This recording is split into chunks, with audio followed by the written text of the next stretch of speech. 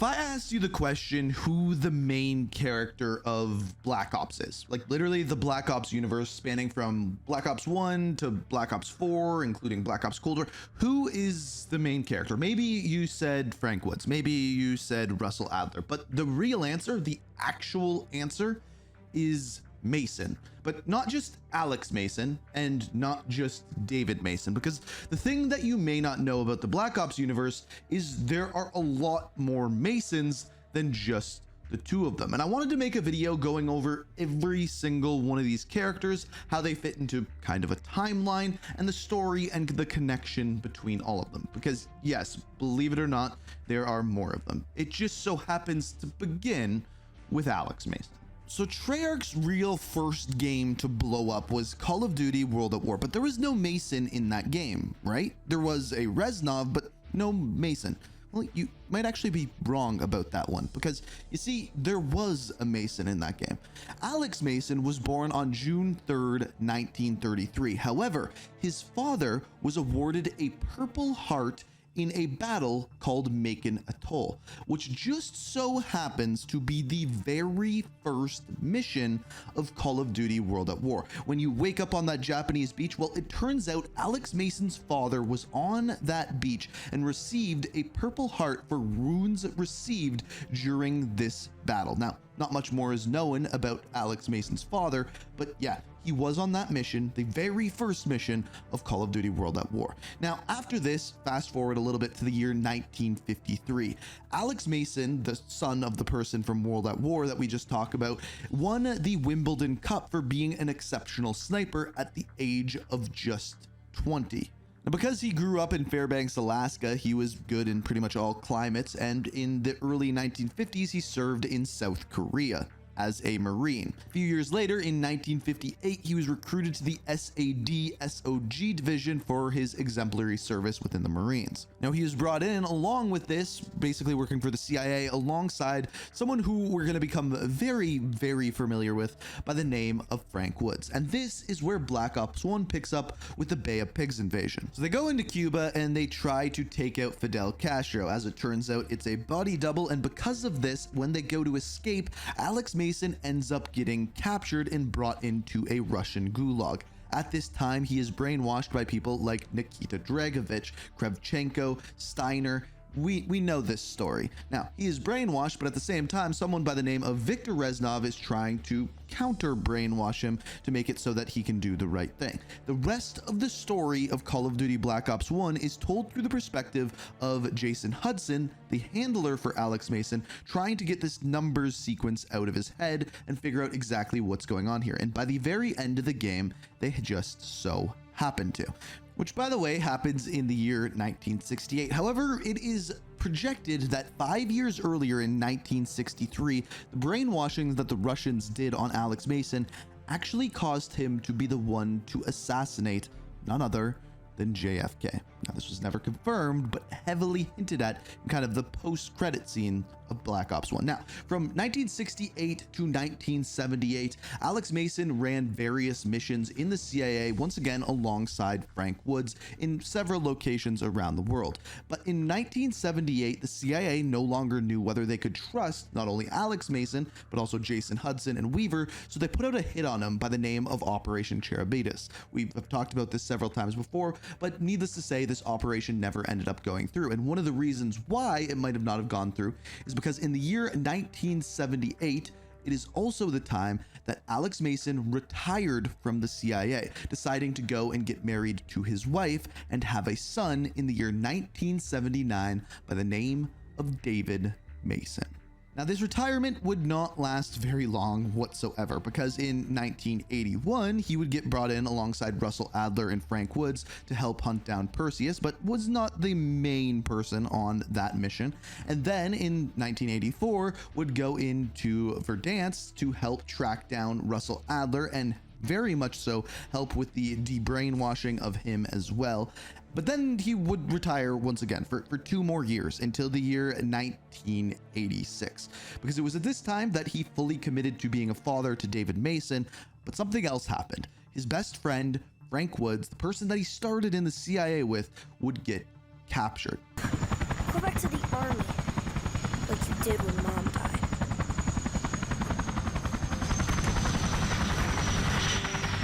Lieutenant Colonel North, NSC. You already know Jason Hudson. What are you doing here? Yesterday, Sergeant Woods led a covert team to take on an arms smuggling ring in Angola. This morning, we lost contact. So go get him, CIA. Why are you here? Castro and the Russians are all over Angola. We can't go in. The CIA have buried the mission. Woods and his squad no longer exist. We got whatever you need, Mason. Name it. David can stay with Jenny, like before. She loves having him. He'll be fine. So David Mason gets really upset here, but Alex Mason agrees to go back, and he goes in and he does go and rescue Frank Woods. But from here, he also has to help Frank Woods with the person who captured him, and that is Raul Menendez. And this brings us to 3 years later. So yeah, Alex Mason stayed in the CIA for 3 more years after that, hunting down Raul Menendez. And this brings us to the Panama invasion. And at this point, we didn't know what was canon, but now we do. You see, what ends up happening is Raul Menendez was a step ahead, potentially working with a group called Pantheon to do so within the CIA. They end up capturing David Mason, Alex Mason's son, and using him as leverage to get Alex Mason to put a hood on his head, walk out onto a pier, and have Frank Woods take a shot at him. And Frank Woods takes a shot, shoots him in the head, and kills his best friend. And this is when we go and see that Raul Menendez has captured Jason Hudson, who is then killed, Frank Woods, who is crippled, and David Mason, who is left to a life of misery. I would not kill you, boy. Not like Woods. You will suffer with me. And then one day, you will see this pendant again. And you will remember everything you saw and felt tonight. You will remember all the years of anger and pain. And when you do, David, please, come to me. So this brings us to David Mason. As I mentioned, he was born in 1979, and by 1996, I don't know how that is even possible, but 1996, he was commissioned as a member of SEAL Team 6, pretty much the most elite group of soldiers to be in the SEALs. Now, what's wild is with him starting his military career so early, there is a long period of time that we don't know what David Mason was doing. In fact, we don't know his story and where it picks up until much later, the year 2025. And in fact, in that time, he actually had 2 children. We know the date of one being Jessica Mason, his daughter. Now, she was born in the year 2013. He also had another daughter by the name of Savannah Mason, and I believe she was born before Jessica Mason, but that was never confirmed whatsoever. We will come back to them though. Now, we've talked about Black Ops 2 quite a bit in the entire story behind that, but essentially what you need to know is Raul Menendez plans several cyber attacks using rare earth elements, which actually is pretty much come true within the year 2025, and it is tasked to David Mason to stop Raul Menendez. And he uses an asset that he knows, and specifically his father knows, as Frank Woods, to get as much information as he can on Raul Menendez. And basically the campaign of Black Ops 2 takes place between an interview between David Mason and Frank Woods, telling the stories of everything that they have learned and have done to stop Raul Menendez. And by the very end of the campaign, we end up finding out that indeed they do capture Raul Menendez. But here's the thing. Based off of the canon ending and everything that has been given us, it looks as though the canon ending of Call of Duty Black Ops 2 includes David Mason actually retiring from the military, hanging up his weapon, and going to be a father.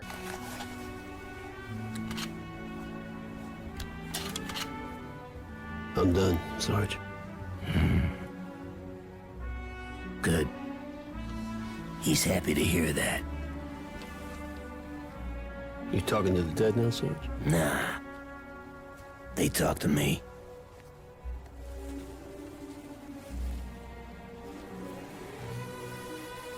So this is where things get absolutely wild, but this is where you need to understand the story of the sisters, starting out with someone by the name of Savannah Mason Myers. So she is married to someone by the last name of Myers, but Savannah Mason ends up being the world's first trillionaire. Now, how does she do this? She gets a contract with the CIA and does things like prosthetic augmentations, direct neural interface, and essentially creates super soldiers. But she doesn't end there, because she wants to work on another thing by the name of Project Blackout. Now, what Project Blackout is essentially reincarnating specific people by creating archetypes. In other words, she can regenerate her grandfather, Alex Mason, Frank Woods, Jason Hudson, and even evil characters like Raul Menendez. And that's exactly what she does in the story. I told you it was going to go off the deep end a little bit.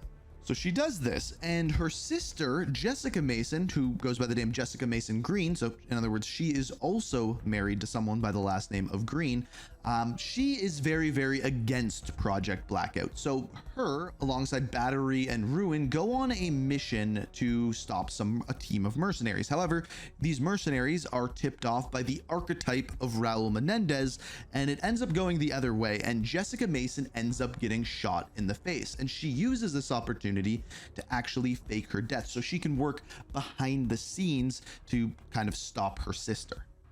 Now, we actually never see what comes of this. By the end of the game, we see all of the specialist characters who's essentially Savannah has created team up together to go and hunt her down, but we never see the actual outcome of this. However, based off of some audio logs, we do find out that the archetype of Frank Woods ends up having, well, a relationship with Savannah Mason. So in other words, Savannah is doing the dirty with her grandpa's best friend. Oh, come on. Now you're just feeling sorry for yourself. Out here, they get another shot. A fair chance. That's why I love you, sweetheart. You make no fucking sense whatsoever. Oh, piss off. They made a choice. If you're losing them, just grab yourself a Huey and run search and rescue. Yeah, that's a great fucking idea. You can't kill me. But again, this is not the end of the family tree, because actually Jessica Mason Green has a daughter by the name of Lucy Mason Green, who we can once again see within the cutscenes of Black Ops 4. So what this means is that Alex Mason from Black Ops 1 is a great grandfather to Lucy. But going even further than that, if we go back to Call of Duty World at War, and that first Mason that we talked about who had a Purple Heart, we'll just call him Mr. Mason, he is a great grandfather, and that is how long the Call of Duty Black Ops story has actually spanned, from World War II all the way into the year 2045, and potentially even with Black Ops 3 into 2065.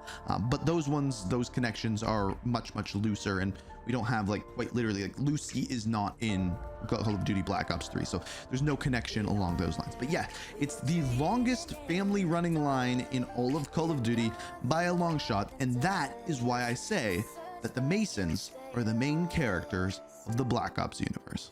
We are reaching for the stars, but we're making